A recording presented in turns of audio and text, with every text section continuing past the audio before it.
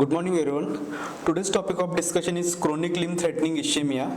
I am Dr. Harish Patil, Assistant Professor, Department of General Surgery, Dr. Patil Medical College, Kolhapur. Approved by Dr. Vaishali Gaikwad Madam, Professor and MS, Dr. Patil Medical College, Kolhapur. So what is chronic limb threatening ischemia? Patient with ischemic rest pain with or without ulceration gangrene are termed to have chronic limb threatening ischemia.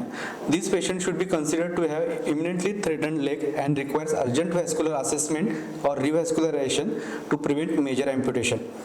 The critical limb ischemia is defined as persistent recurrent ischemic pain, ulceration or gangrene of the foot and toes with ankle pressure less than 50 millimeters of mercury and toe systolic pressure less than 30 millimeters of mercury. So arterial disorders represent the most common cause of morbidity and early deaths as a result of atheromatous plaque form causing stenosis, that is called atherosclerosis.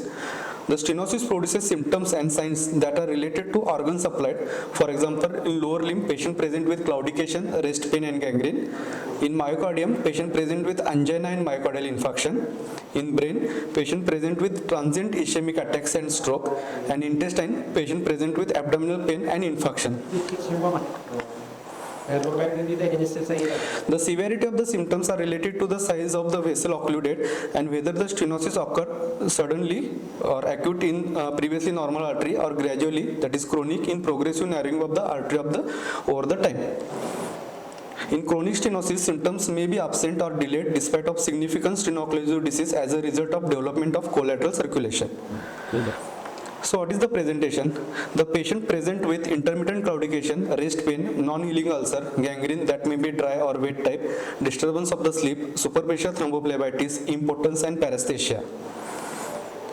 The features of chronic ulcers include they are multiple, painful, non-healing, shallow to deep with poor granulation tissue with sloping or punched out edge with surrounding pigmentation. The impotence is due to failure of erection in common symptom in case of bilateral internal iliac artery occlusion, that is called Leriche syndrome.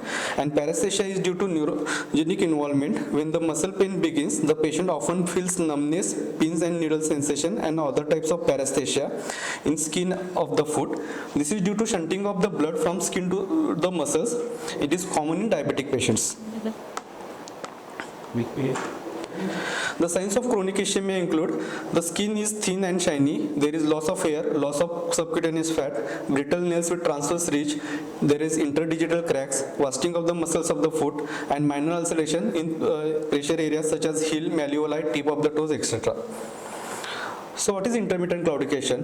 Claudio means eye limp. It is a cramp-like pain felt in the muscles, usually in the calf region, that is brought by walking, not present on taking the first step, unlike in osteoarthritis, and it is relieved by the rest in both standing and sitting position.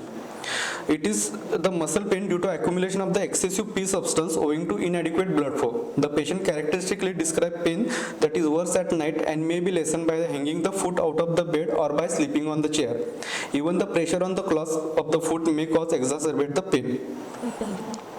The site of pain depends on the level of arterial occlusion. For example, in foot due to occlusion of the lower tibial and plantar arteries, in the calf due to occlusion of the femoropopliteal junction, this is the most common presentation, in the thigh due to occlusion of the superficial femoral artery, in the buttocks due to occlusion of the bifurcation of the common iliac artery. The muscle group affected by the claudication is classically one anatomical level below the level of arterial disease. What is claudication distance? Claudication distance is the distance at which the patient complains the pain after walking. So Boyd has classified this into three grades, grade 1, grade 2 and grade 3. Grade 1, patient develops claudication pain after walking some time, but on continuous walking pain is relieved. Walking increases the muscle blood flow and sweep away the pee substance produced by exercise and pain disappears. In grade 2, the pain continues and the patient can still walk with effort. In grade 3, patient compels the patient to take rest. Rest pain. This is the pain is continuous and due to ischemic changes in the somatic nerves. It is the cry of dying nerve and or dying muscle. The pain is worse at night, aggravated by elevation of the leg above the heart level, relieved by hanging the leg below the heart level. It affects the most distal part first, that is tip of the toes. The skin becomes very sensitive and any movement or pressure causes acute exacerbation. So gangrene, some definition. Apoptosis is programmed cell death. Ischemia is a condition in which blood flow, thus the oxygen is restricted or reduced in that part of the body. Infarction is the tissue death due to inadequate blood supply to the affected area. Necrosis is microscopic death of the tissue. Gangrene is macroscopic death of the tissue with superadded putrefaction. Pregangrene is used to describe the changes in the tissue to indicate that its blood supply is so precarious that it will soon be inadequate to keep the tissue alive. So gangrene refers to macroscopic death of the tissue with superadded putrefaction. The tissue becomes black because of breakdown of the hemoglobin and the formation of the iron sulfide. The signs of gangrene are the change in the color, that pale bluish purple, and finally it becomes black. There is loss of temperature, loss of sensation, loss of pulsation, and loss of function. So causes of ischemia: large artery occlusion, most commonly atherosclerosis, that is chronic condition, and embolism is acute condition. In small artery occlusion, these are Burgers disease, Raynaud's disease, embolism, physical agents as trauma, radiation, electric burn, diabetes, and scleroderma. The causes of gangrene are cardiovascular causes, that is atherosclerosis, embolic gangrene, thrombosis, and thoracic outlet syndrome. In injury, it can be traumatic gangrene, that is direct due to injury to the main artery, and indirect due to crushing of the tissues. Neuropathic is due to nervous diseases such as syringomyelia, Tape's dorsalis, peripheral neuritis, leprosy, Cary's spine, fracture dislocation of the spine. In infective gangrene, it may be due to acute conditions, carbuncle or cancrum moris. Others are gas gangrene and Fournier's gangrene. Agents which causes gangrene are physical heat, physical agents, that is heat, burns or scars, cold, that is frostbite, radiation, X-ray, electricity, and chemical injury, corrosive injuries due to acids and alkalis. So clinical types, it is mostly dry type and wet type. So dry gangrene, this results from the gradual occlusion of the arterial circulation, mostly seen in the atherosclerosis. The affected part becomes blackish, dry, shriveled, hard, mummified, and discolored with disintegration of the hemoglobin. The temperature is decreased, there is no pulsation, no function, no sensation, with good line of demarcation. So what is line of demarcation? It is the line between the truly viable and dead tissue which is seen on the surface, indicated by the band of hyperemia and hyperesthesia. So wet gangrene, this results when artery is suddenly blocked as an embolus, when the gangrene is superimposed on and associated with the inflammation due to infection and putrefaction, and affected part becomes tender, edematous with blebs. Crepitus can be felt when there is presence of gas, as seen in gas gangrene. It is spreading with poor line of demarcation.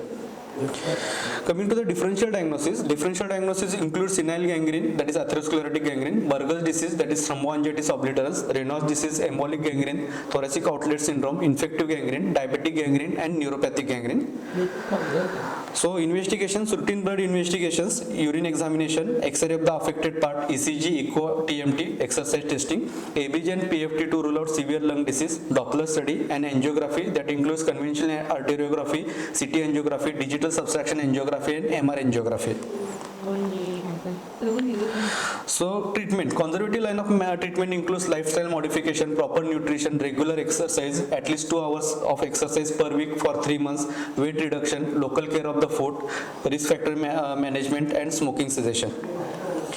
Medical line of management includes treatment of hyperlipidemia, that is statins 10 to 20 milligram OD, diabetes with oral hypoglycemic agents and insulin, hypertension with antihypertensive drugs, tablet clopidogrel 75 milligram or ecosprin 75 milligram as an antiplatelet agent OD, tablet Trental 400 milligram BD, tablet Stilose 100 milligram BD, and tablet Duodelin 10 milligram BD. Stilose is a vasodilator, contains silastazole and is phosphodiesterase 3 inhibitor. Duodelin is also vasodilator, it contains isoxasporin, it is beta-adrenergic agent, causes direct peripheral vasodilatation, and Trental decreases the viscosity, it contains pentoxifylline, dose is 400 milligram BD. Coming to surgical treatment, lumbar sympathectomy is used principally in inoperable peripheral vascular disease to alleviate symptoms of wrist pain as an adjuvant to other treatments for ulcer, done at L2, L3 level, preserving L1 on both sides. By bilateral division of the L1 ganglia, patient present may develop retrograde ejaculation and sterility. Types are open surgical techniques, laparoscopic techniques, and percutaneous CT-guided lumbar sympathectomy with unaddressed ethanol. Other surgical procedures include transluminal angioplasty for localized block as balloon catheter dilatation, atherectomy, that is direct arterial surgery, intraluminal stents to keep the lumen patent. It may be simple, metallic, or self-expanding state. Bypass grafting, that is iliac, aortofemoral, femoropopliteal, femoropemoral, and axillofemoral. The most commonly graft used are long saphenous vein, polytetrafluoroethylene grafts, and Dacron grafts. New vascular procedures include that improves the local blood supply and includes omentopexy. Omentum is mobilized on the pedicle and brought into the limb. The arterialization of the vein, that is anastomosing artery to the local vein. This may improve the local perfusion. Placental bead placement, the pieces of the sterile placental beads in the muscular pain. And Elizarov technique, division of the bone and kept separated under traction for development of the neovascularization. Once gangrene is developed, the treatment includes control of the infection and debridement, local amputation, if extends, below knee or above knee amputation. So amputation should be considered when the part of the limb is dead limb, that is gangrene. The deadly limb, the amputation is required as a life-saving operation. For example, in case of wet gangrene, when putrefaction and infection spreads to surrounding viable tissue. In case of spreading cellulitis with severe toxemia, for example, in case of gas gangrene, and other in case of malignancy such as osteogenic sarcoma. Third is dead loss limb. The amputation will improve the quality of the life. In case of severe rest pain with unreconstructable critical limb ischemia, when contracture or paralysis makes the limb impossible to use, and when there is major unrecoverable traumatic damage. Types of the amputation: local amputation of the digits in patient with small vessel disease and gangrene of the toes, in re-excision if the metatarsobpharyngeal joint region is involved, transmetatarsal amputation when all toes are affected but proximal circulation is adequate, and major amputation it includes above knee amputation, below knee amputation, and through knee amputation. The complications, early complications are hemorrhage, hematoma, infection, wound dehiscence, and gangrene, and later complications are persistent pain, phantom limb, phantom pain, and ulceration of the stomach. So post-operative care of amputee, adequate pain relief should be given, care of the good limb to prevent ulceration, prevention of the flexor deformity, exercise, and mobilization. Thank you.